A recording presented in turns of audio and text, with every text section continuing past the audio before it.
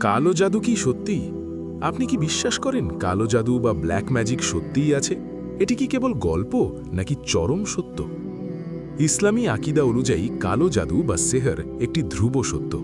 পবিত্র কোরআনের সূরা আল বাকারা ১০২ নম্বর আয়াতে পরিষ্কারভাবে জাদুর অস্তিত্ব ও ক্ষতির কথা বলা হয়েছে। এটি শয়তানের প্ররোচনায় করা একটি কুফরি কাজ। কোরআনে জাদুকরের শাস্তি। যারা কালো জাদু করে তাদের পরিণাম ভয়াবহ। ১. দুনিয়ায় শাস্তি। অধিকাংশ ইসলামী ফাকিহদের মতে প্রমাণিত জাদুকরের শাস্তি মৃত্যুদণ্ড। ২. পরকালে শাস্তি।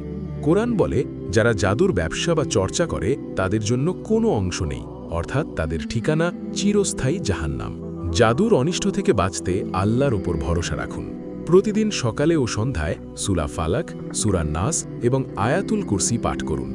মনে রাখবেন, আল্লাহর অনুমতি ছাড়া কোনো জাদু কারো ক্ষতি করতে পারে না। জাদুর মতো শিরকি কাজ থেকে নিজে বাঁচুন, অন্যকেও সতর্ক করুন। ভিডিওটি শেয়ার করে সচেতনতা পৌঁছে দিন। আল্লাহ আমাদের হিফাজত করুন। আমিন।